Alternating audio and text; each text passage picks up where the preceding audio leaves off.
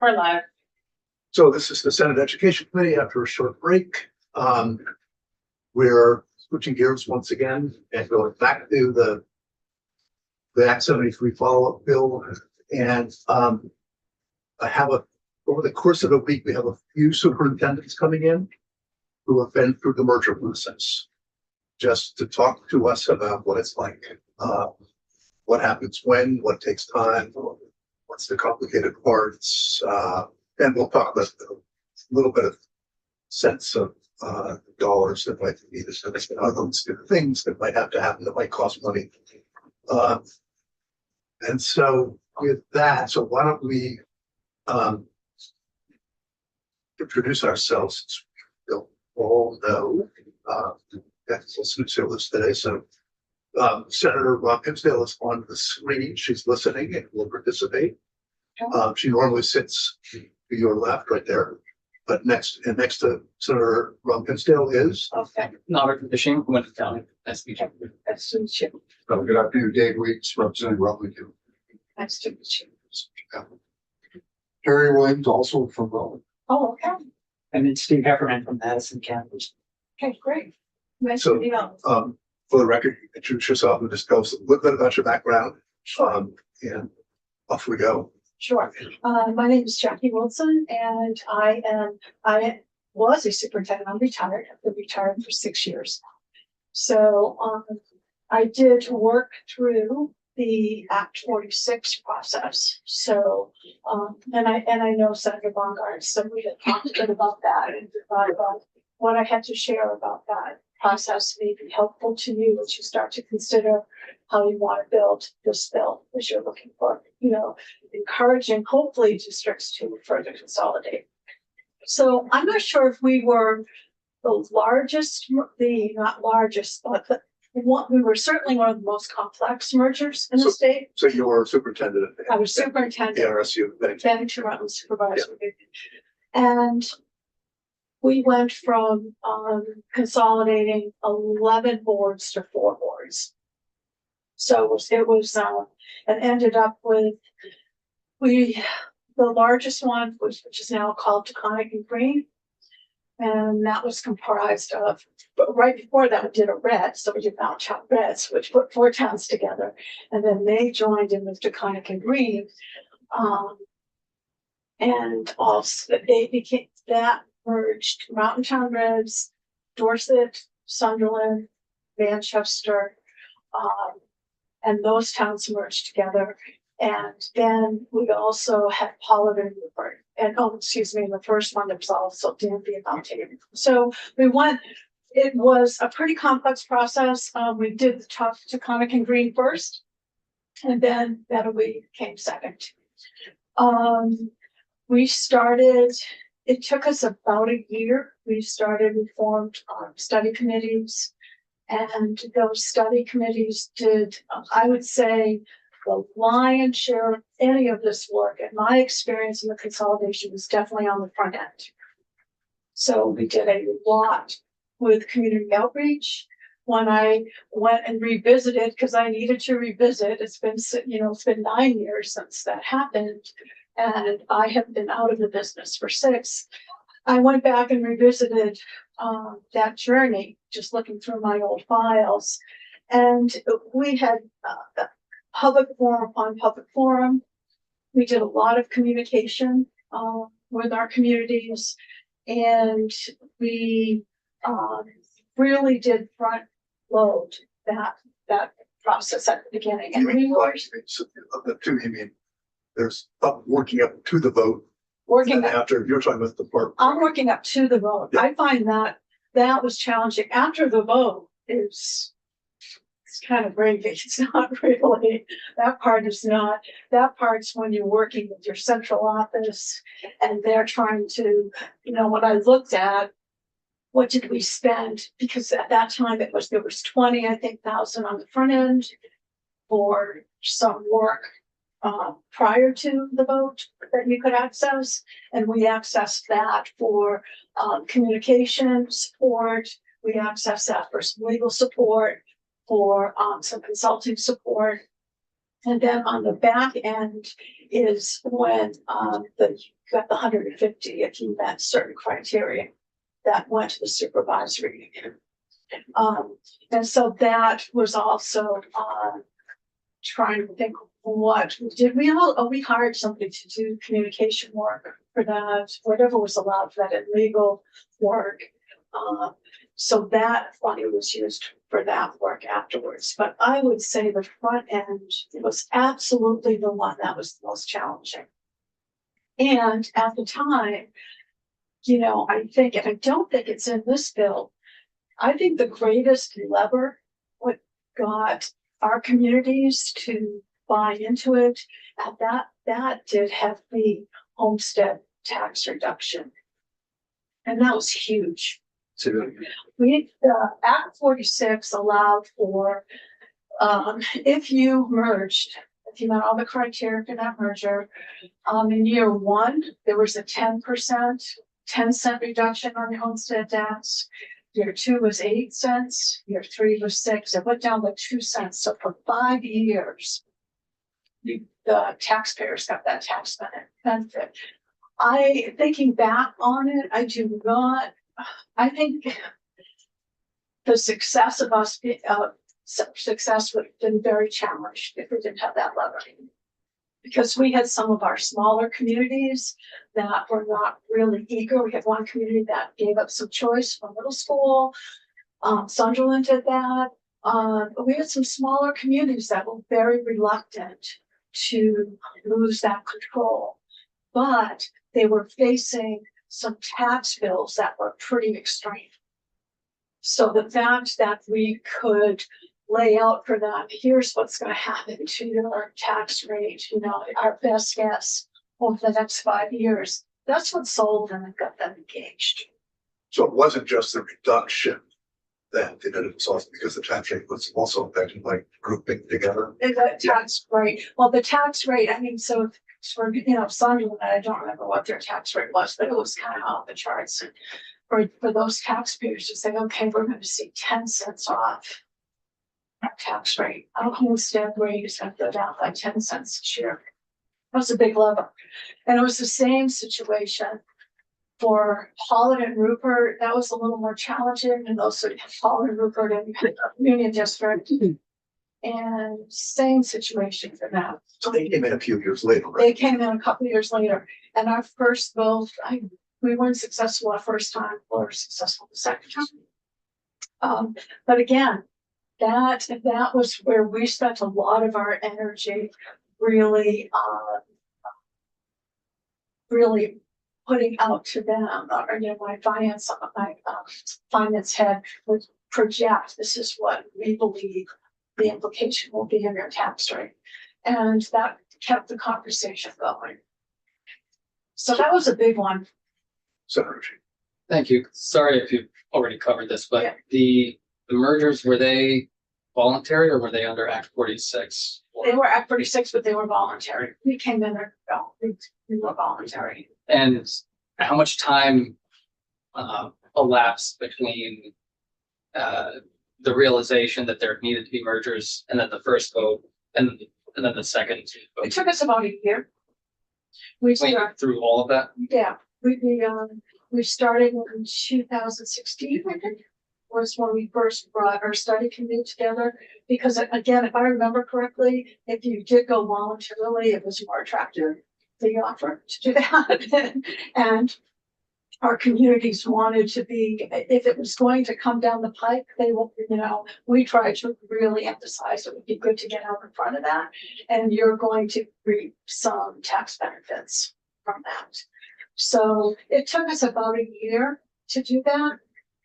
And there was a committee put together of community members that were interested in participating, and that they met regularly. And we did, at the time, my boss, when we first started, I was assistant superintendent, and my boss then became the secretary of that, Dan French. And so Dan was my boss at that time. So we worked together on it, and he left and came up here.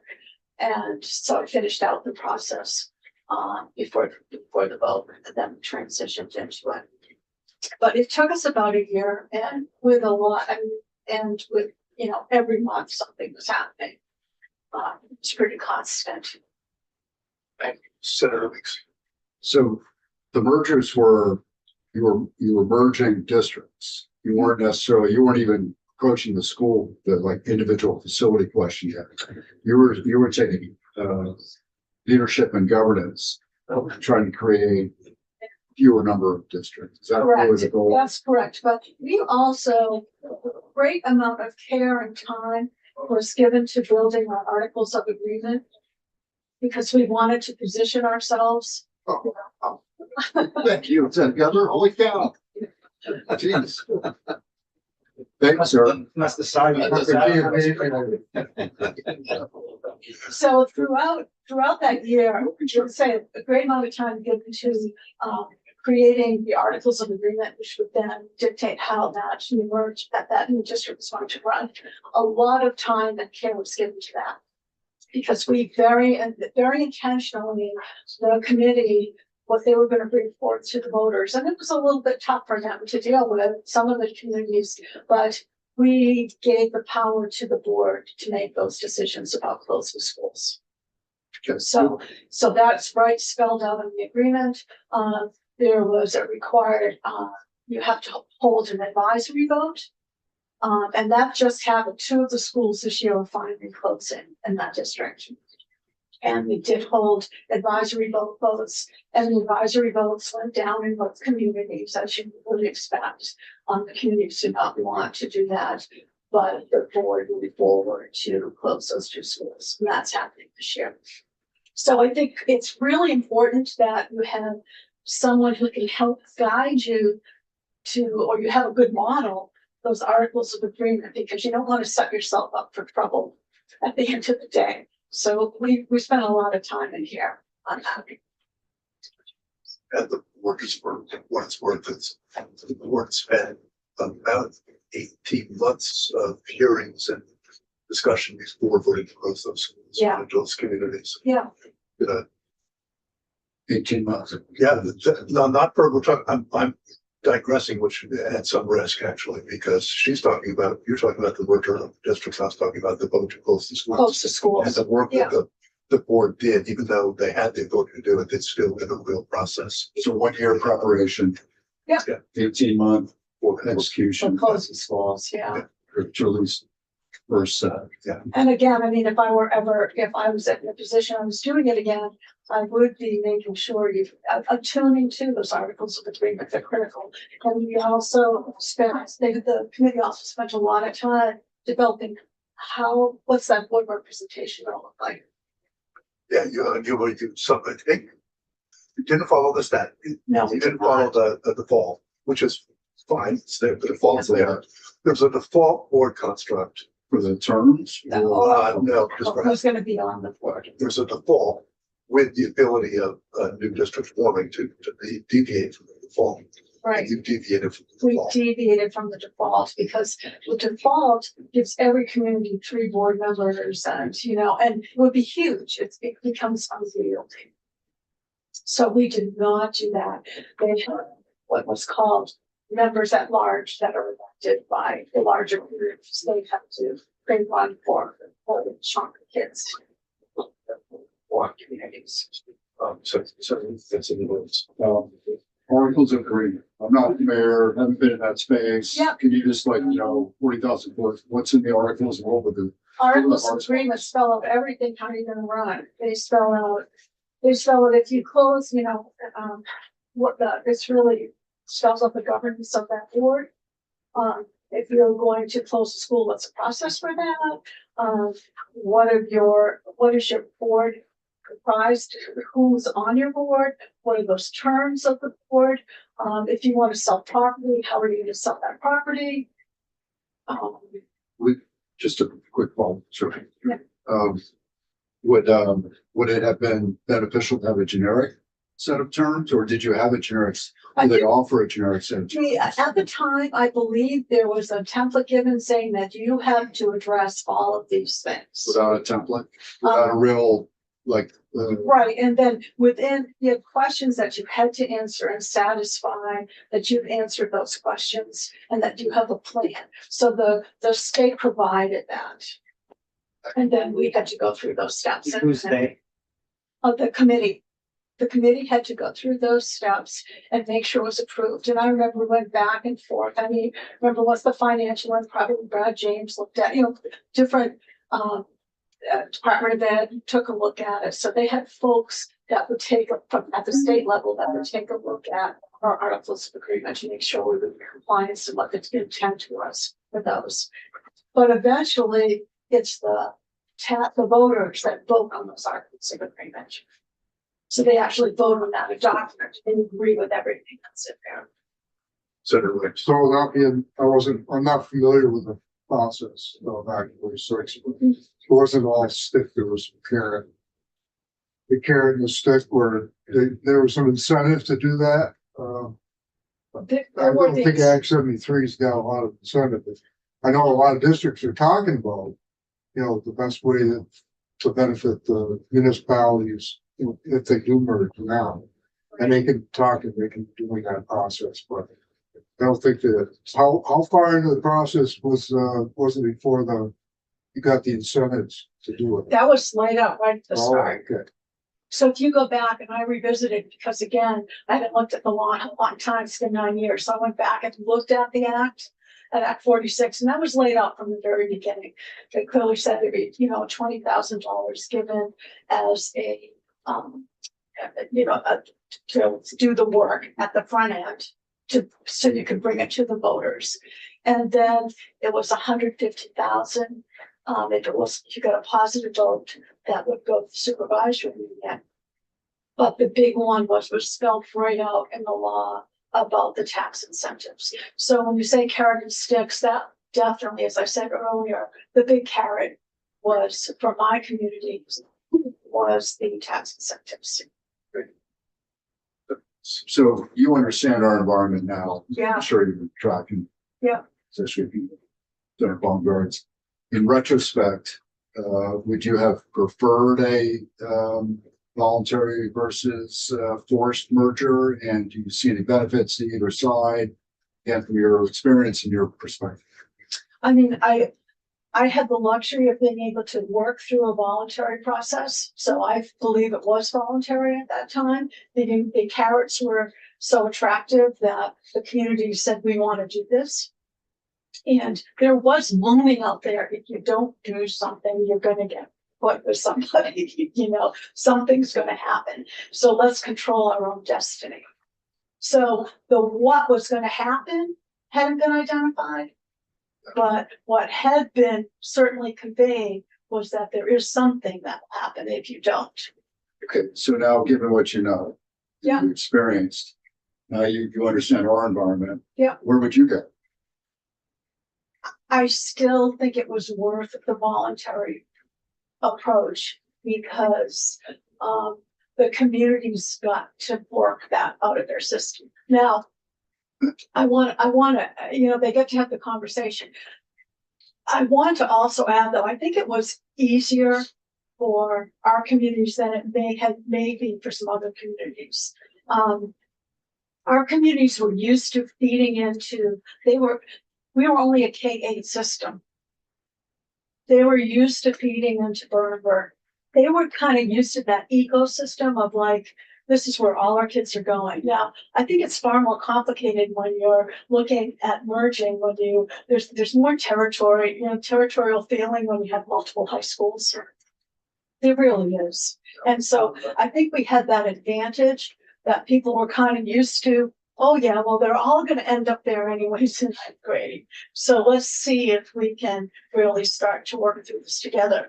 And to the committee's credit, they developed the motto and they still use it, and they use it because they all use norms at the start of every meeting.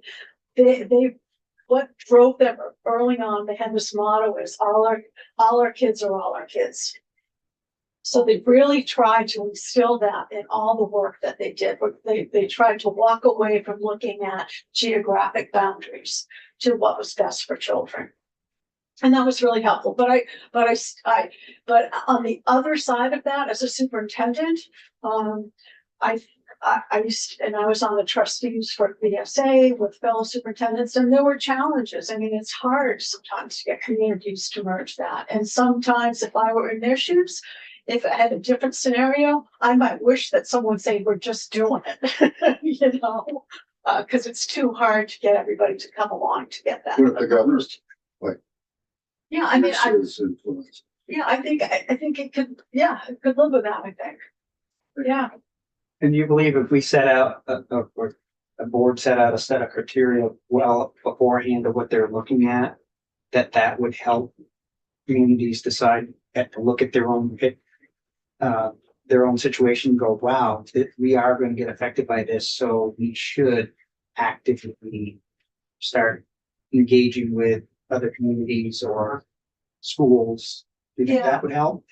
I do, but I think the carrots are important. I mean, I don't know that. I don't know where you are financially now. I don't know if it's even financially feasible to think about, okay, so like a 2-year process this year one, if you voluntarily go down this path, you're gonna have some homestead tax incentives. If you miss that window, you're not. And we're gonna merge you. You know what I mean? It's kind of nice to have that, okay, I've got this window of time where I can make this work for my communities, and there's gonna be some real advantages to that. And if I don't do it, I don't know what's gonna happen. Tax rate's still gonna be sky high. Just a couple more questions that I want to ask you about is, the portion about before and after the vote. It sounds like the money that was allocated the last time was in some ways lopsided.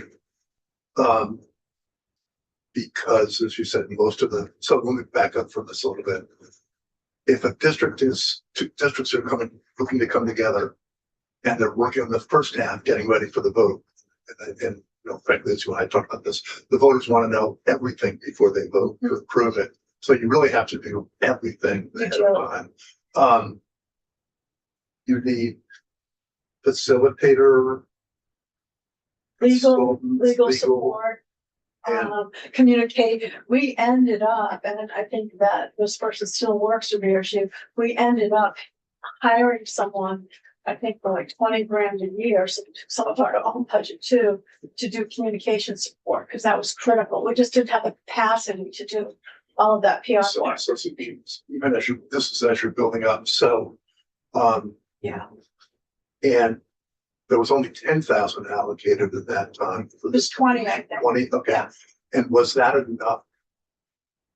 Yeah, I mean, it was enough to initially, but again, To I get, mean, that was 9 years ago. Yes. I worry about that. Yeah, Don't you think? yeah. so we'll have to think about inflation, Yeah, but that was enough to get you to the vote. that was enough to get us to the vote at that time. Yeah. And we're K8. Yeah, okay. And afterwards, you got 150. Yeah, That was that actually also really a carrot? Or did you actually need the 150? no, we didn't. I don't know that served so much as a carrot. I mean, that was helpful at the, you know, the supervisory union.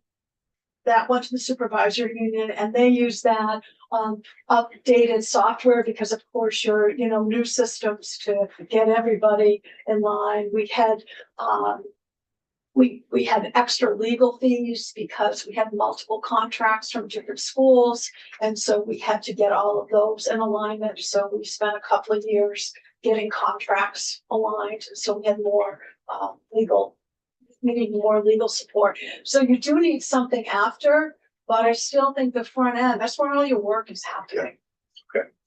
We have to move on to two more. Yeah, So we had another incentive could be that, because I think there were some schools that got left out. You know, if you work on it and get a deal first, when the music stops, yeah, everybody has a place to sit. yeah. So, and I know, that's not a financial part of it, but it's should give some incentive to some of these schools to make sure that they at least entertain mergers beforehand. Yeah, whatever you can do, I think, to get folks to do that on their own, but just feels better and you have more time to be thoughtful about it. Yeah, Just for clarification, was the 20,000 per district? no, It's 20,000 for the unit that's talking about merging, and then 150,000 is for the end result. right. And you've got, and now, you know, think of it, you're probably, your ecosystems are even bigger now. So if you're looking to create a bigger ecosystem, you probably need more money to make that happen. This is the real question. So, did you end up being the superintendent of the Yeah, actual? Okay, yeah. Good. That follow through is Yeah. very important. So you dealt with the financials of the district Yeah. on behalf of the board, et cetera, Yeah. et cetera. In retrospect, was the decision to merge 14 into 4 or whatever the end result was it financially, is it successful? Absolutely. And about, can you, I don't know, provide any kind of texture about the academic experience for the kids? I think that especially in some of our schools, I can give an example for our school that the Danby school, the Curry Memorial. Very poor community, lots of challenges, and every year their budget will go down. Every year, just did. And once they were part of the larger whole, it just really shifted everything. There was a far more positive attitude, and everybody was voting for that. There was one budget. So now you have budgets that pass every year. Right, but in the end, so not so much whether the budgets got passed, but was it for the larger footprint of schools, was it better financially? Like, did it Yes. save anything? Yeah, it did. And so, and it stabilized the tax rate. Okay. And so, and I don't, and you know, I would, and again, it's been 6 years since I've been there, but it stabilized the tax rate. We used to have schools that were always encroaching on that penalty. We don't have that anymore. So it absolutely did stabilize the tax rate. Yeah, and I would say that it really brought some equity to some of our schools. As we worked hard to make sure that we could provide programming that was similar, because some of our schools didn't have a nurse all the time. Some of our schools, the kids did not have music like our larger schools had. So there was a real commitment to looking at equity of opportunity for kids once they were one part of one school district. Thanks. Yeah. Yes. Thank you. Really helpful. Okay. Yeah. Thank you. I don't see a couple hours. Okay, thanks.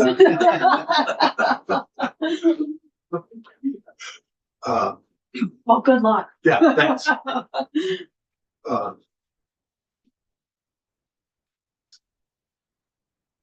So,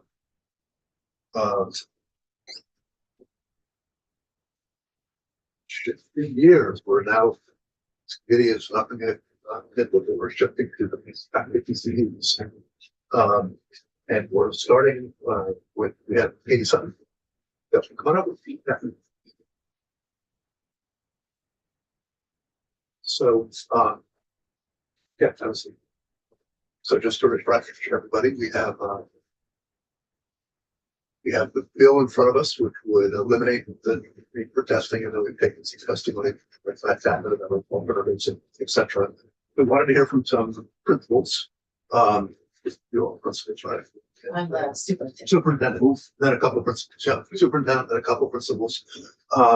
Just about the experience and just your take on what direction we should be going here. So the floor is yours, and we're very interested in what you have to say. Well, thank you. We normally all introduce ourselves for checking. Oh, yes, we. No, cool. You here when we did that? No, Okay. So on the screen, just so you know, we had her for a little while. Oh, yeah, we do. We have Senator Ron Hinsdale's watching, and she can participate when the time comes if she has a question. And then, Not a shame from in town. Good afternoon, Dave Weeks, representing Rutland County. Longhorn Superintendent, Lieutenant District. Gary Williams also represents Rutland County. Steve Heffernan, Absolute County District. Okay, so for the record, you are, For the record, I am Katie Sutton and I am the superintendent in the Hartford School District. We serve students in 3 elementaries, Dothan Brook, White River, Ottauquechee, as well as Hartford Memorial Middle School, the Hartford High School, the Hartford Area Career and Technical Center, the Wilder School, and the Regional Resource Center.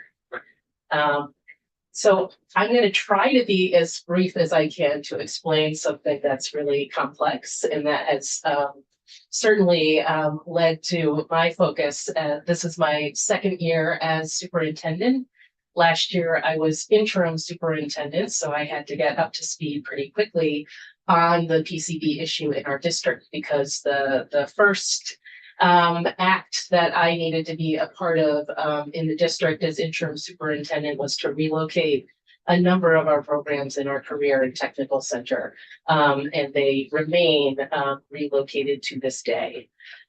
So our culinary arts program had to be moved off campus after it was determined that the PCB levels in that learning space was above what's called, the state calls the immediate action level. So we had to relocate and repurpose and outfit an off-campus location for our students, which included fitting commercial kitchen equipment and even digging a line for internet service. So it took a little while for us to get that program up to speed. And in an ongoing way, those students are losing about 10 hours of instructional time to this day based on transportation to that location. 10 hours a year or a month? A week. A week. Yes. So significant disruption to their learning. 2 other health science programs had to be relocated within the Career and Technical Center. 10 hours. Oh, must mean it's half an hour away or something. Yeah, it's based on, since it's a regional program, Yeah. the travel to and from Yeah, that okay, location. okay, Yes. I'm sorry. Additionally, we had to relocate 2 of our health science programs, which remain relocated within the facility. And the ongoing issue with that is we were about to expand our building trades program to add more students. So this ongoing issue has hindered our ability to grow our programming. And for those of you who are familiar, and sorry, a bit of a plug, but with Hartford Area Career Technical Center, we have very good reputation, and we have waiting lists for our programs every year. So that's a big deal.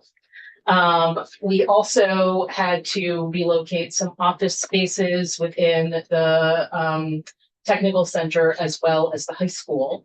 And then if I fast forward to the start of this school year, because of the way the testing falls of the quarterly testing program, we got test results that came back right at the end of the summer and a week before we were opening school, that we had to relocate 12 of our classrooms in our high school because, again, we had elevated levels of airborne PCBs in what's called our B wing, which is our academic wing of the school. So about a week before students are coming on board, we're shifting and pivoting and trying to locate spaces for learning, which also means our educators have to recreate learning spaces. We have to, again, message to our community and our students and our educators and families that these spaces are safe to occupy and that the health hazard is present, but we are vacating those implicated spaces. Mainly, aside from just having to constantly message to our community and keep them updated on, they ask us a variety of questions about the health risks that none of us obviously are experts in. So we bring in the DEC and the Department of Health to host forums for families and students, and we answer the questions the best as we can. Additionally, though, this comes at great cost, and it's cost that right now the state has funded in terms of our quarterly testing, which throughout a year is over $100,000. This year it increased by 20%. $100,000 for all your schools or? Just for the implicated schools. So this is our high school and our career center. So that's about $120,000 this year. increased by 20% from last year. So those costs are continuing to increase. Additionally, obviously, there's the cost of relocating our culinary arts program. There's the cost of, I mean, honestly, the human resource has been exceptional. As superintendent of the school, I can't tell you how many hours I've spent on this topic. And my administrators have spent on this topic, my director of facilities, my director of finance, for very expensive amateur PCB experts at this point. And what's challenging about this hazard in relation to others like asbestos or lead is that PCBs are chemicals, and so they behave in very erratic ways. So, for example, in the instance I described earlier in having to relocate our programming in the high school last fall, that was as a result of the timing of the testing, which PCBs are known for outgassing more during high temperatures and high humidity, and frankly, even which way the wind is blowing on that particular day, which obviously led to a significant disruption to learning for our students. What we're concerned about is the ongoing costs, knowing that the funding from the state is limited. We met with the Department of Environmental Conservation just this morning, and they told us that for next year, the state will continue to incur the cost of testing. But beyond that, we don't know because it's not a part of any budget that we know of. And we're on the brink of having to make some really big decisions about what the district, through our school board, chooses to do in relation to the actual remediation and abatement of the hazard. Have you done any abatement or remediation? So we have followed the Department of Environmental Conservation's guidance on that. So for example, and I provided this in my testimony, we've been having air purifying units running nonstop in our culinary arts spaces, our former space for that program. And those levels have not moved beyond the immediate action level throughout that time period. There have also been piloting of like some encapsulation in those spaces too, which has also not borne any fruit in regard to addressing the contaminants. So, Yeah, if I could. So how many years has your school been tested and then retested? So this is the second year, but we had test results just as I was coming on from the prior summer. Okay, so I'm curious if the repeated tests are, do you view them as necessary now that you 2 years ago determined what the baseline was, that you had a immediate action or whatever, or the other action? Was the additional testing necessary? I mean, seems like expense where we could have tested another school, didn't know if they do or don't have. Can you react to that? Sure. I think the issue is that the behavior of these chemical contaminants is so erratic and they fluctuate so greatly depending upon seasonality. Get that. So it could be, and it was, in fact, that those 12 classrooms that I was referring to earlier did not actually test above the immediate action level the last testing, session, and then did. So we have to continue testing because we need to understand where the hazard is at any one moment. and also remediation is the. Correct. Well, Yes. right, but okay. Yeah, that's a whole different question. I'm just wondering, I'm wondering about the retesting. How much benefit there is to retesting. Some minor mitigation, okay, maybe that's grounds for it. But if we're testing and we test on with the environment which is most conducive to releasing PCBs, that would be like a good baseline to know if you do or don't have a problem. If they tested in the middle of winter and, it's colder, it's not windy that day, et cetera, then you could say, okay, well, maybe those are suspect results, but wonder why we would test and then test again. And then I'm just kind of curious what that rationale is. I think one of the issues, and this is in my understanding, and again, I do not purport to be an expert or a scientist by any means, is that because PCBs behave so differently, the decision to do air sampling as a test instead of bulk sample material testing was, I think, different than what the EPA recommends. So we have done bulk sample material testing as well. And so we know that in some of the spaces that even do fluctuate in terms of the way in which we either vacate or remain in the spaces or put hourly limits as to how long we can use those spaces, we still know that maybe the source contaminant could be like caulking in a window, but it's leached into the cement block adjacent to it. That block may outgas at a lower level, but the hazard is still there. And the caulking would outgas at a greater level because that's the source contaminant. Again, Sure. sorry, I know so much about this, but I do at this point. So I think that there is a logic to continue to test and couple that with looking at the bulk sampling material tests to determine which spaces we can occupy. But it's quite erratic. So what's your advice for us?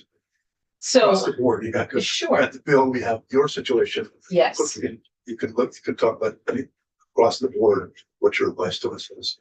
I mean, what I appreciate about H542 is it focuses funding on those of us who are like in the pipeline at this point. I can't speak to how other districts would react to this or what their plans may be. I've also noticed in my testimony that we chose, because we were kind of halfway through testing when the testing program stopped, the state did not test one of our last facilities that was of the building age that was implicated. So we actually locally funded that test because we knew, and we didn't want to be put in the position of saying, we don't know and we're not going to find out. So we know which schools are implicated. Unfortunately, that last one wasn't. But we're on the precipice of really putting some dollars down on abatement and remediation. Those pilots with APUs were not successful. Those pilots with encapsulation were not successful. Our board feels strongly that we have to eliminate the contaminants in order for these spaces to be safe. And so, from our perspective, our board's perspective, we want to make sure that the funding is there because right now it is tenuous. We met with Funding for the remediation. Yes, exactly. So we could continue to get funding even for the testing, but that funding would need to go on in perpetuity. It will not address the actual hazards. So eventually down the road, we're going to want to do some renovating. We're going to want to do some reconstruction, and we have to add 12 to 13% right now. That's not counting inflation down the road to the overall cost to abate and remediate those materials as we engage in those projects. So coming from the perspective of our community, they're incurring a greater tax bill forever. So I think it was last session, it was a big push to stop PCB testing. And, a lot of schools were in favor of that. Some weren't. What would your take be on it? I mean, I think it's hard for me to speak to about other districts who are maybe have some buildings that are in that situation. And what I would do, we are in this pipeline. And so we have this huge bill in front of us to figure out how we remediate this. And what we were told just this morning from the Department of Environmental Conservation is, yes, your testing will be covered next year. We have no idea where the funding would come from for abatement and remediation, and we can make no guarantees about future testing. So I'm absolutely 100% speaking from my perspective based on the context that we're in the Hartford School District. But I don't know how I would feel if I was a school or in a district where we had a number of schools that were of that age and were not tested right now. you're in a different boat because now you know Yes, that exactly. contamination's there. Some, Right. it was almost like there was some that were saying we don't want to know, because we Right. don't have to go through. But I'm not speaking for them either. Sure. The way I perceived it was, some schools were in favor of not testing at all. Because there's still a list of schools that haven't Sure. tested. So if you're gonna stay in the room for a little while, sure. Okay, that would be great. Just like a follow-up question. I'm gonna hear next from Rebecca DeLeon. Sure. The principal from the Wilmington Elementary School. And I have been to the school a few times and seen some of the remediation that's underway there. So I'm familiar with the school and but so Rebecca, you've heard the discussion. I know you've been on the screen for a while, so and you understand what's in the bill. So the question's kind of in front of us, but you've got the same issue of ongoing. Right. So I want to hear the whole panoply of your thoughts about all this. All right. Thank you all for inviting me this afternoon. Can you hear me all right? Yeah. Okay. Yeah. So yes, I am from Twin Valley Elementary School. I've been the proud principal here for about 17 years. We have currently 170 students in grades pre-K through 5. Preschool provides an additional nuance, I'll let you know, for PCBs because the levels that are allowed for students under the age of kindergarten are much more complex than K through 6, which is also different through 6 through 12th and for adults. We have different levels depending on our age groups. We definitely recognize the importance of monitoring and making sure our students and our staff are safe. That is always the number one goal for us as school leaders. But what's really clear, as Katie has already mentioned, is that without commitment financially, the work that we are faced with is untenable. So we are currently wrapping up year 2 of remediation here. We have a 9-phase process. We have completed 3 phases, and currently we're planning our 4th phase. And this phase alone is estimated at about $2 million. As you heard earlier, we also have an annual testing amount of $150,000 for quarterly air testing. And the thing I would like to point out here is that our school is the first to enter the clutches of the EPA, which I will say is no easy task. We are definitely caught up in federal law that is outdated from the 70s and has no allowances for schools to be doing this type of testing, and they refer to us as accidental offenders. EPA monitors materials, the state of Vermont monitors air. So not only are we on the hook for quarterly air sampling, we are also on the hook for material sampling to our federal government as well as our state government underneath this law.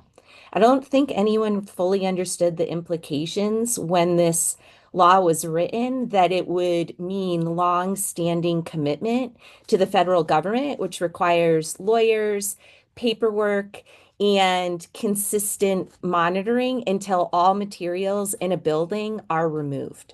So currently in our school, we've been through processes such as carbon filters, we've installed exhaust fans, we've gone through chemical treatments, we've done full removal, and we also have encapsulation. The encapsulation means materials are on this property, and for the lifetime of this building, the EPA will be monitoring the school site. If the air results drop to a reasonable level, which is not very high, the EPA may move us to biannual testing or yearly, but at the current levels that we're at and through this process, it is quarterly. Those costs this year are $150,000, but as previously mentioned, they will continue to go up. Beyond the financial impact, which is significant, and remember, we are only at phase 4 of a 9-phase process. It is ongoing and at times feels relentless. There is an incredible impact to teaching and learning. And one thing we learned during COVID was the emotional impact on students, families, and staff to not have full access to their buildings or to their learning environments. So for us, what this has meant at our school is the closing of our gym, our library, our office wing, our nurse's office, our speech offices.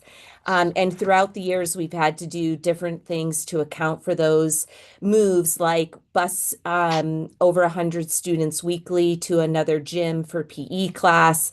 We have a guidance counselor's office who has been in a closet in another part of our building. We have sealed off hallways and passages and have found alternative routes to move through our building. We have been in and out of closures, but are constantly reminded of the risks that it takes to be in this building, because every time we air test, we have to publicly post those results and we have to offer meetings to our public.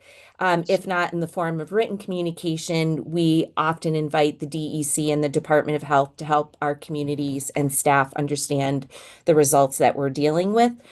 As previously mentioned, PCBs are quite elusive. They're not predictable. There's a lot of variance in testing. We have had $1 million projects give us air results that are higher than when we started. But over time, when we look at results over 2 years, we are seeing a reduction slowly, but not without significant impact.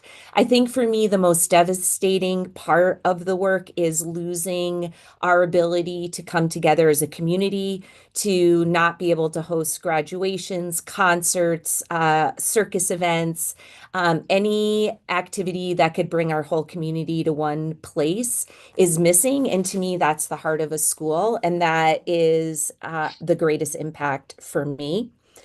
I would say that in closing, as long as we're in remediation, we're able to keep our spaces open. But please know that until all PCBs are removed from this site for the life of this building because of encapsulation, we are on the hook to that annual testing to the EPA. And currently, we are also on the hook to the state of Vermont. I appreciate the commitment to maintain funding to the schools that are currently in the pipeline, but that money is quickly fading away. And you will know there's a competition amongst our supervisory unions to grab as much money as we can, as quickly as we can with our projects. So we have our consultants working around the clock. We finished a project in February, and now we're getting ready for some summer work because we fear that the money will disappear, and there's no way a community like mine can sustain, let alone the annual costs, the next phases of our remediation. So my recommendation is to not move forward with testing unless there's a financial support for all schools entering the process, and know that the process is at times many decades worth of a commitment. I'm happy to entertain any questions you all might have.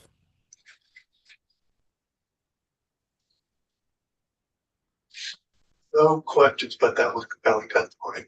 So I just want you to know that. And yeah, I think we have you continue to need financial support in order to keep doing what you're required to do. So we've got that thing. Yeah. Yes. Okay. Thank you. Thank you. Thanks for taking the time. You're welcome. Good to see you. And you're welcome to stay on, of course. I plan on it. Thank you. Okay. And next we have Chris Young. So introduce yourself for the record. Yes, my name is Chris Young. I am the proud principal of North Country Union High School. This is my 7th year at North Country and my 24th as a principal in the Northeast Kingdom of Vermont. So you're going to hear a lot of similarities with what you just heard from Rebecca. I do have maybe some new information regarding what next steps look like at North Country as we're ways down the the path of what it would cost to mitigate or remove. So I'm happy to share those with you, but I would, if pleases you, I'd like to tell you a little bit about our story with PCBs. It is, like I said, similar, but there's some uniqueness to it as well. In July of 24, I was on vacation with my family when we got a call from the Department of Environmental Conservation that our most recent test results weren't good. And as in not good, I mean like you can't use your building, not good. And this was our 5th round of testing, each of which included some form of mitigation, such as installing air filters, opening windows, closing windows. Seemed to go back and forth on a lot of that. None of it seemed to do much good since we were over a year into the process, and the results seemed to be getting worse. As we heard at the beginning, this was also our first experience with testing for air quality when it was hot outside. It turns out that when it is hot, the heat warms the building, which makes PCBs more active, which raises the levels. This was the first time that we raised the question with the Department of Health regarding whether we can use an average test result over time rather than a one-time test result to make such a monumental decision about whether or not students can actually be in your building for education. At that time, we were told by the Department of Health that a one-time exposure was enough of a risk to limit the use of our facility. And I'll come back to that later.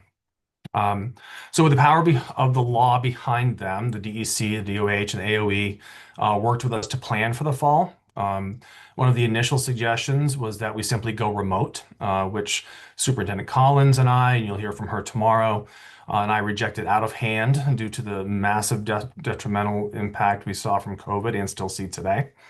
Our rallying cry became on time and in person.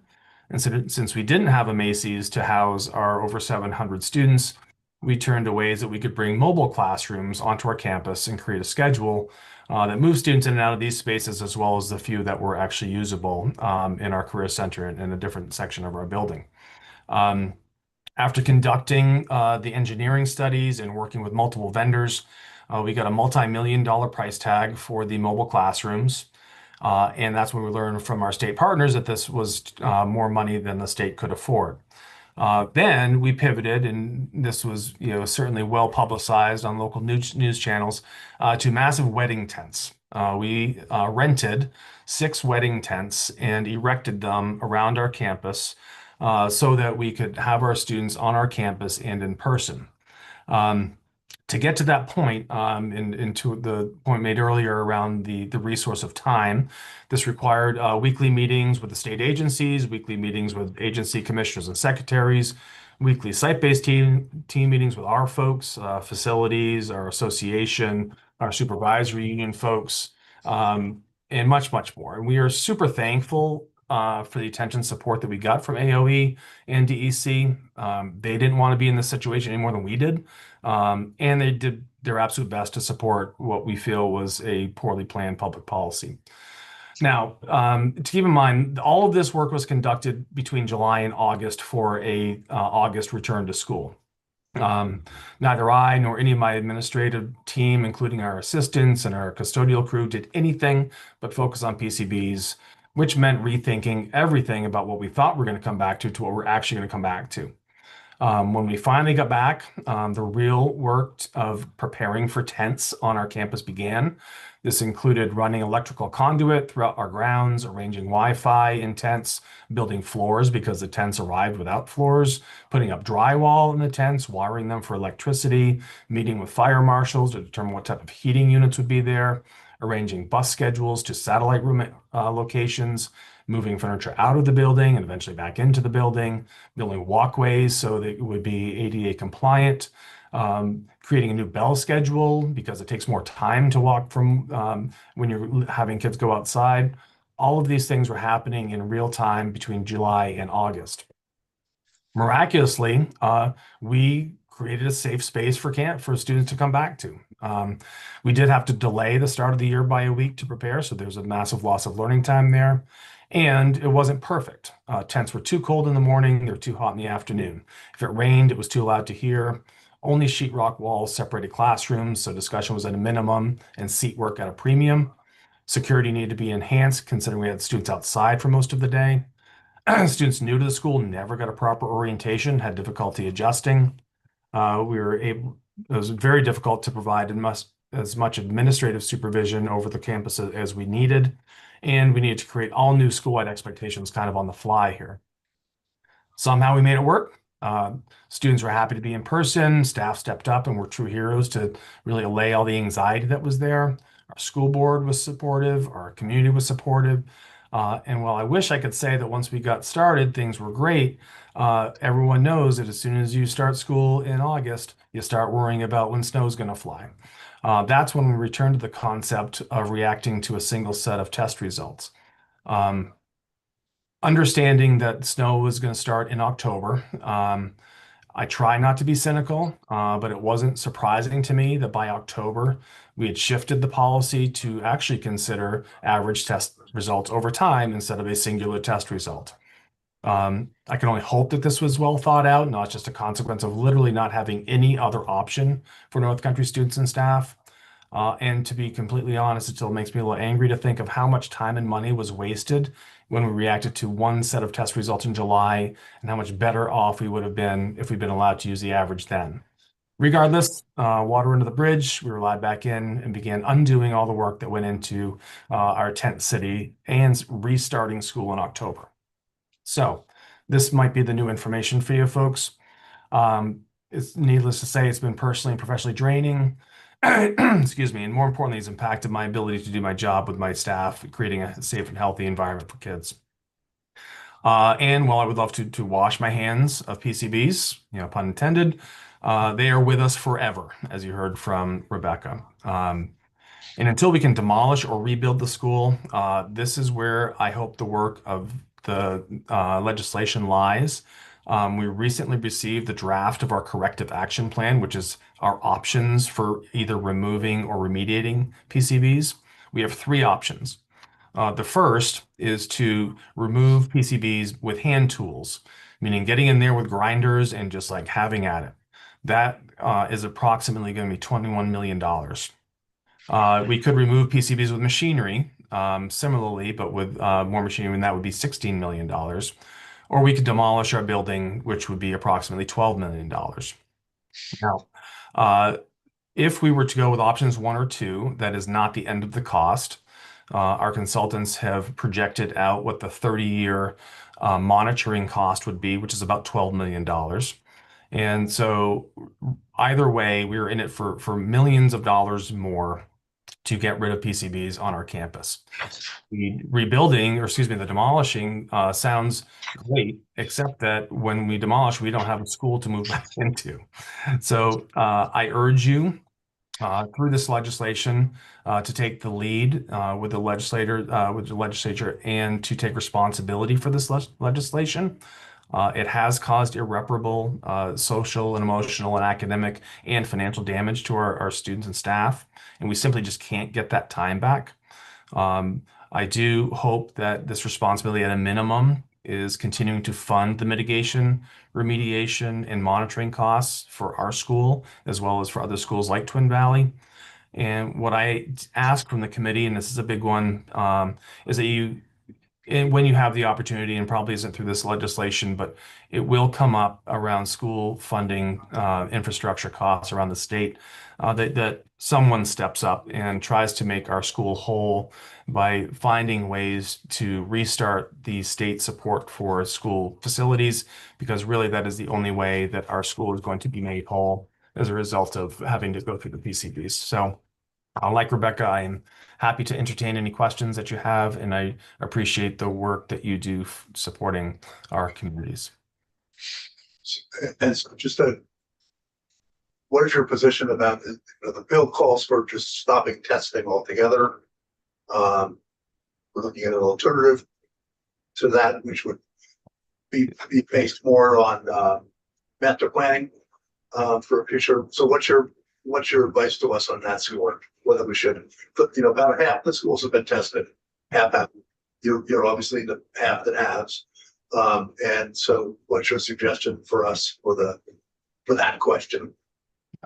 I would highly encourage you to cease the testing program until and unless there is a serious thought to how it's going to be funded, if and when PCBs are found, and that it is not based on a reactionary stance. I heard the reference earlier to asbestos and lead.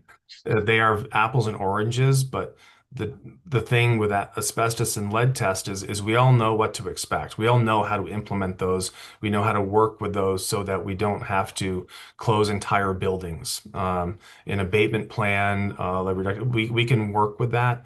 The PCB legislation contained no thought along those lines as to how this was going to be rolled out so that it was not impacting student learning to the impact that it had. So I would suggest not doing any more testing until there is a lot more thought put into the financial and implementation plan. Are you back in the entire school at this point? We are. We do face quarterly testing, as you've heard from others. We worry that, it's going to get warm again, and we worry what happens if we get another high reading in July. The readings in the past, I think the last one we had was February. I think we had one room, which is at our career center, which is unusable. We can work around that. It becomes incredibly difficult to work around an entire wing that is not inhabitable as a result of high test results. Thank you. Any other? Thanks to all of you for coming in. It's really helpful for us to hear. Keep in touch as we try to figure out how to go forward with this one. Thank you very much. Thank you, Rudy. Okay, quick one more shifting of gears to the last item on our agenda for the day. Which Who's this guy? So Trouble now. So we have, to recall, I know you all recall, we have the question in front of us about whether to when it's initially presented, we're going to be dealing about some different possibility. $15 million from the higher education trust fund, funding the arena. Burlington, Senator Hoover has a proposal for us. But I think I mentioned to you today on the floor, highly supportive of getting that arena built, understand all the reasons why it makes sense, why it's good for the market. And the current committee is also skeptical about taking $50 million from the higher fund for that purpose. So you're here with. I'm here trying to square this. So, as you know, the $15 million proposal was in the governor. For the record. Oh, I'm sorry. Senator Phil Baruch, and I am representing Chipman Central here from my role as someone of the Appropriations Committee. So this is an amendment I've proposed in the appropriations committee for the budget. So originally UVM had a proposal where they were requesting $20 million for the stadium project. They worked with the governor's team and they eventually moved that number to 15. And the place where they got the money from was a big windfall last year to the higher ed trust. So it was $26 million. So what they did effectively in the governor's budget is move 15 of the 26 to the stadium project and then 11 to the higher ed trust. And as somebody who was once a trustee on the higher ed trust fund for the Senate, I can tell you that there are years where there's not money that's dropping in because people do estate planning and you don't get those windfalls. But if you have somebody who's fabulously wealthy and they don't do estate planning or it sneaks up on them, we wind up with a $26 million chunk. So the House didn't put anything for the statewide project, and they replaced the governor's 15 million with a study that the treasurer would do on is there a way to fund a project like this. So I started trying to think about, is there a way to accomplish most of what the governor wants and also please the House enough. So what you see in front of you does this. It keeps the $15 million number. It moves the 15 million down to 12 million for the stadium project. It then takes the remaining 3 and it uses 2.32 million for freedom and unity grants, which go out to needy students in the Vermont State University system. And then it takes $600,000 of the 15 million to complete shovel-ready designs for, as you'll see, the McClellan Fall Housing Transformation Project on the Johnson campus. And if you haven't had an introduction to that, it's a very, very exciting proposal that they're going to do on land that's already currently a parking lot. So it will be easy for them to convert it into a housing project.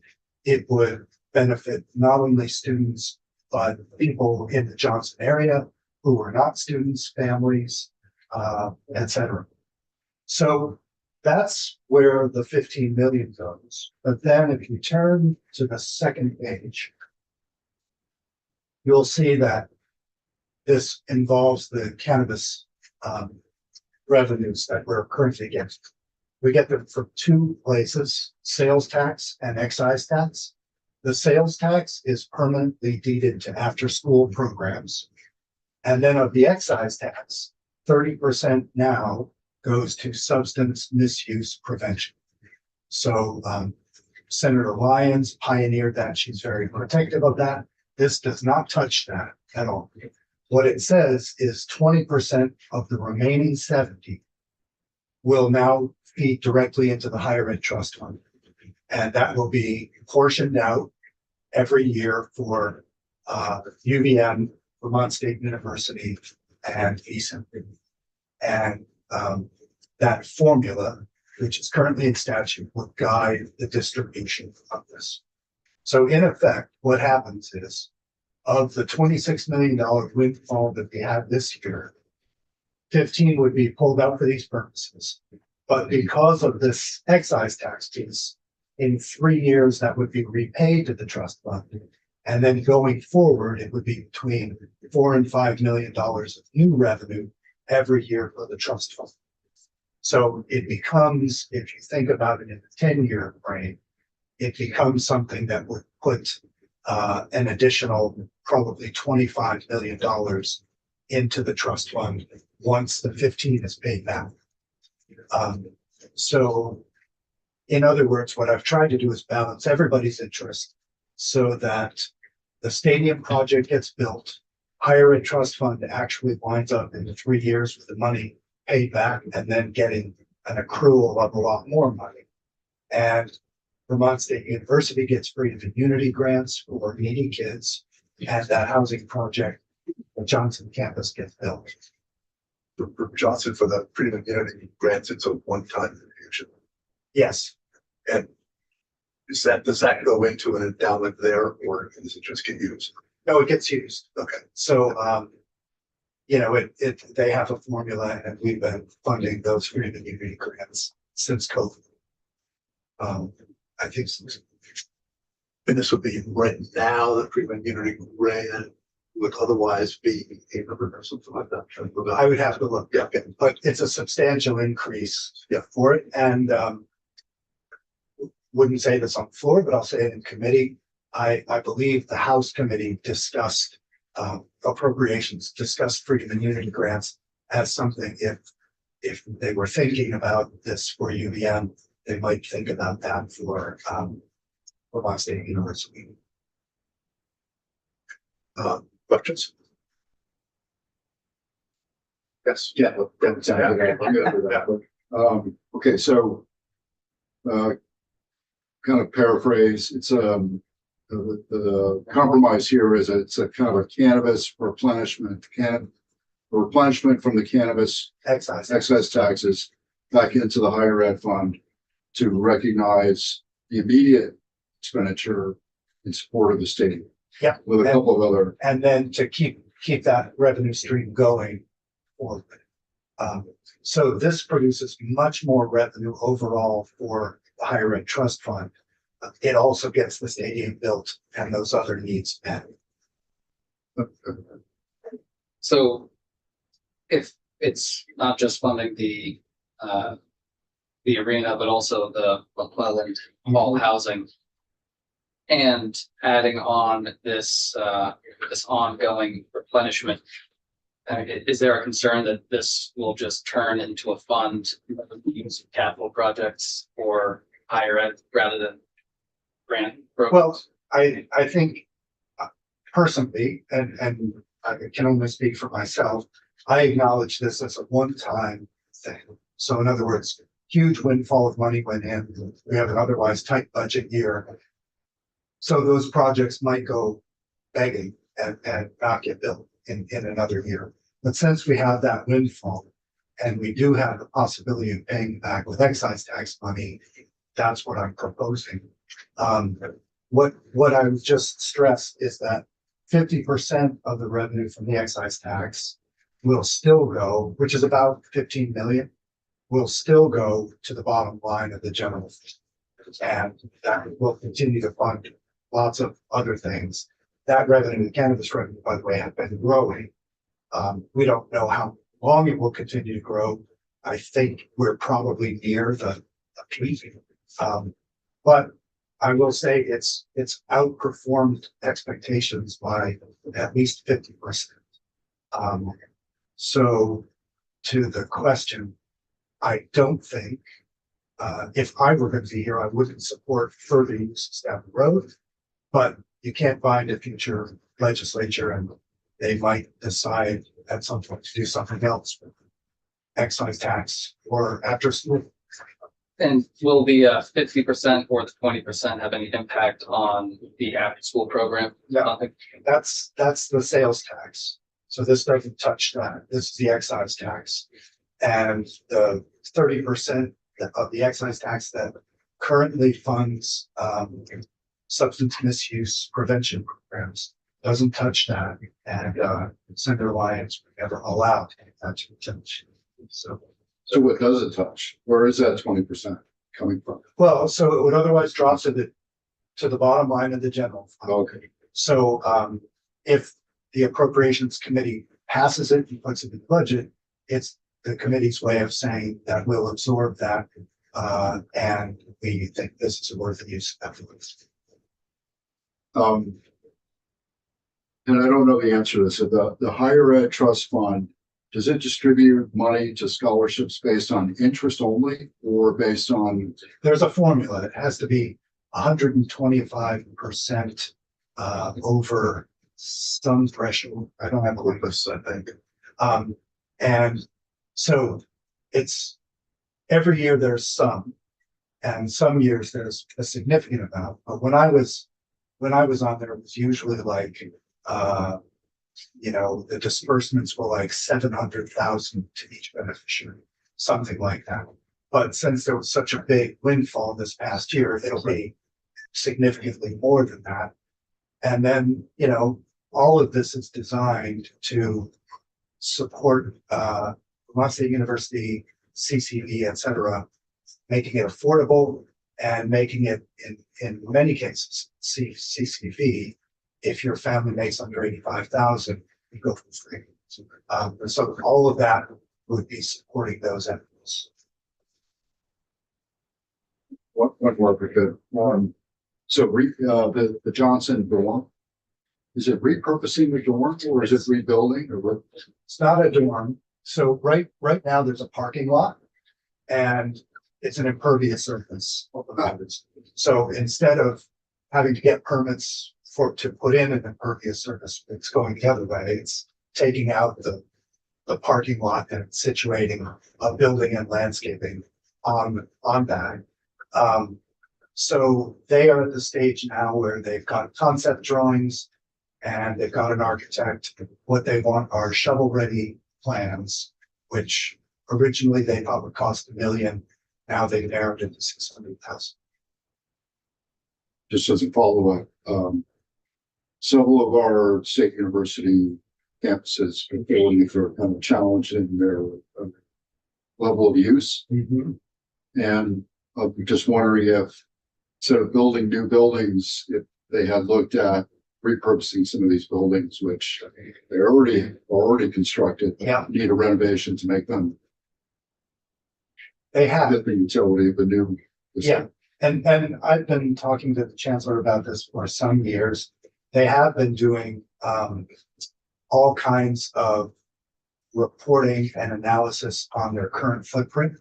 So I know that I think on the Linden campus, there's a dorm they want to demolish and take down because it needs too much deferred maintenance.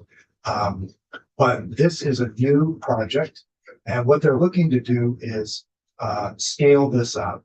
So if it works here, they're planning more of these projects on their other campuses. The key to it is that it's not a dorm. These are apartments that people from town could rent, especially families, because they're meant for families and graduate students. And the idea would be that at the Johnson campus, they're moving some of the services up away from the flooding zone. And so the town offices are going up and other services, goods and services are coming up. So this is an attempt to fit in with that, create a new kind of residential space there that also has some destination things there, you know, municipal offices, the town hall, that kind of stuff. So it envisions getting rid of the artificial line between campus and the town, and they would sort of be merging as a way to deal with flooding. Yeah. So I'll just say one more thing, Mr. Chair, and that is I put this on the table in Senate Appropriations. I did, in a meeting with the governor, run this by him. He didn't, I won't say he supported it, didn't seem to have any problems with it. So my hope is to present it as a compromise proposal that the House of the Governor and the Senate can all agree.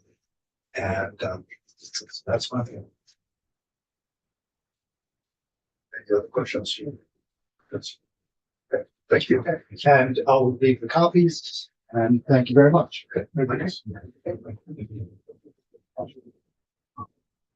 Wait, That's a lot of chicken We're here gonna talk today. about this, we'll talk about this tomorrow. Still We think. don't need to make a decision tonight, right? Yeah, I think we ought to sleep on it, but I'm a little surprised. I didn't, out of the chancellor's briefing, I didn't pull out the fact that this is new construction versus, and I'm a little hesitant about new construction on the campuses, which we're not quite sure where they're going. But that's my first reaction is, wow, we're gonna build new stuff. I'm not sure if it's really owned by the university or owned by the town. You know, it's my first reaction is, wow, didn't know we were going there. I'll just say briefly, I mean, the more I think about it, you know, the more of an opportunity I see to expand who we're inviting to Vermont to get an education. Younger folks who are trying to attract to the state, to keep, you know, to stay in the state, to set up roots, so on. And I think that if we were to use this substantial windfall to even more so expand freedom and unity grants, as much as we can, we'll see more people coming to the state, and likely a percentage of them staying in the state. And then I also worry about the precedent that gets established for using it for capital projects moving forward. So it's, and I mean, and again, like I said last time, I don't think that having an arena is a bad idea in Burlington, but, and I also don't think that, you know, focusing or, you know, lending some assistance to housing for a campus, I don't think that's a bad idea either, but you know,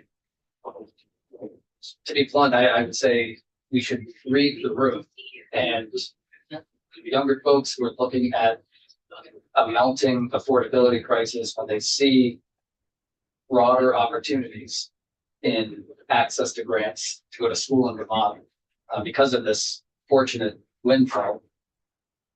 I think that is a much better approach to take rather than building an arena in Burlington using a fund that is meant to support low-income students to get an education.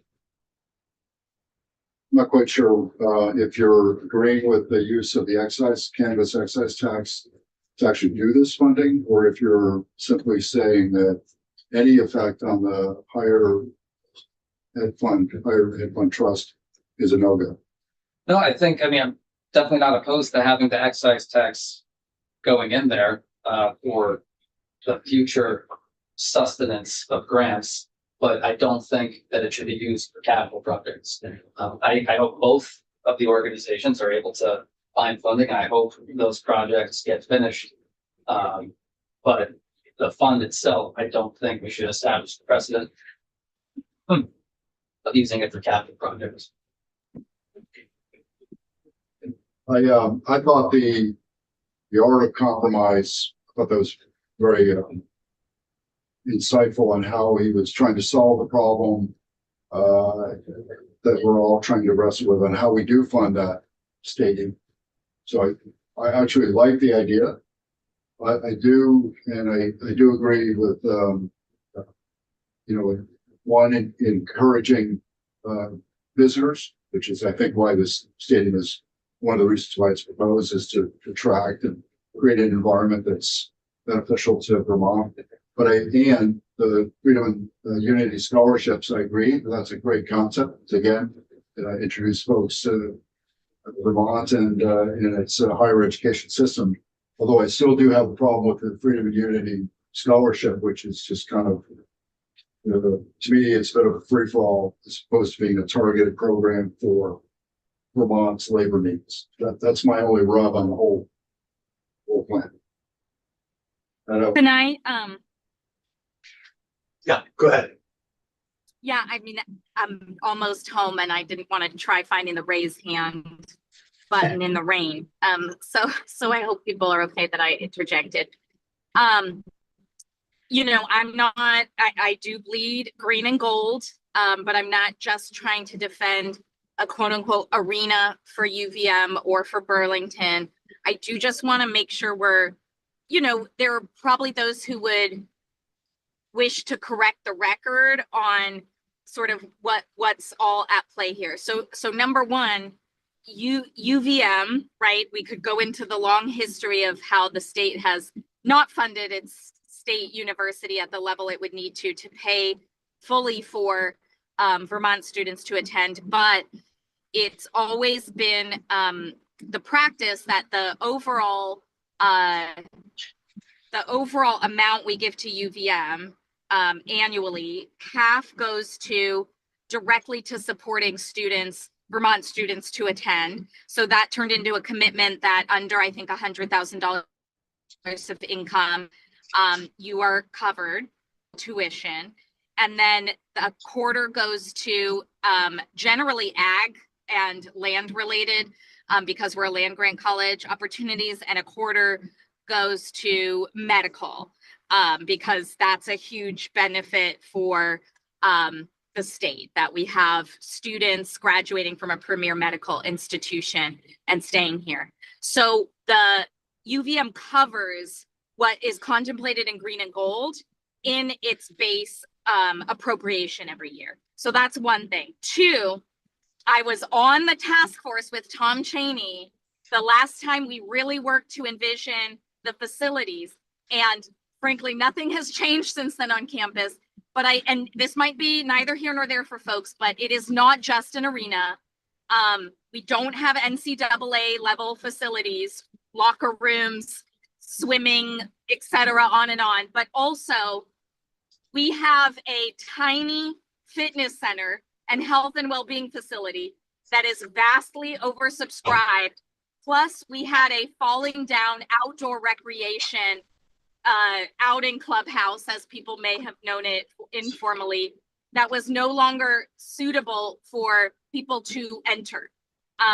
So it is not necessarily just an arena, but a full recreation, fitness, wellness facility, probably including for the community, in addition to, this arena that will serve, hopefully, to bring a lot of economic value into the state. So just have to do my UVM Go Cats piece of that, so that we're making sure we're talking about the same thing. I don't expect to change any minds, but I did want to correct the record. So, we're gonna talk more tomorrow, but my take on this, when I heard it this morning, actually last night, was, as somebody who has really come to love the notion of the fund, the Higher Education Trust Fund, so it's a good deal. It's kind of like a loan. I view it as a loan that gets paid back in 3 years, but then we get an additional $5 million a year for it going forward. I think we're with the fund, and I think that for me, I don't think it sets a precedent insofar as I view it as a loan, and the loans get paid back quickly with real benefits. So I don't know. I come down on the other side of even somebody from the same perspective of thinking that trust fund is really important. So I think it should be opposite conclusion for, in some ways, the same underlying. So I guess my response to that, though, is, you're having, two different capital projects, at least in this amendment, two different campuses. And presumably, we're not going to see $26 million windfalls on a regular basis. But, and so let's say we incorporate the excise tax into paying it back. But you're also going to likely see other organizations coming in and saying, we get a couple million for this project or that project. And so what will the trade-off be between what is now a fund for capital projects and low-income students? How much money will be, what will it take away from the low-income students years down the road, is what I'm saying, if there are multiple other capital project requests coming into the higher ed fund. That's my other concern. I guess the only response to that is they have to come up with a mechanism for paying it back. In this case, we have a mechanism for paying it back. Well, it's from the campus, not from the school. Yeah, exactly. But yeah. So I don't know. I kind of look at it as we're getting both things we want. But can't argue, they can only partially argue, or almost our argument has become circular because we both have points. So just depends on where we want to come down on. So the other thing we have to deal with is the what we're going to do about the, see Rebecca sitting in the room here, the request from the Core Foundation to move from the 33, leaving out the third, and to 25.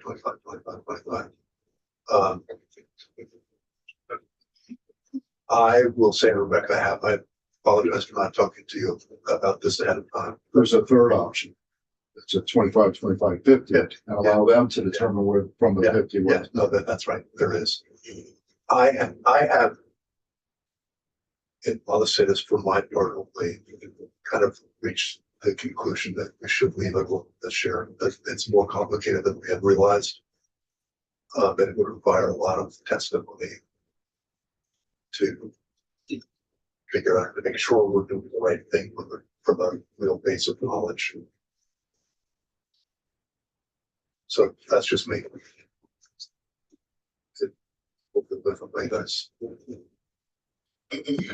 So my suggestion is that we don't take any action on this issue.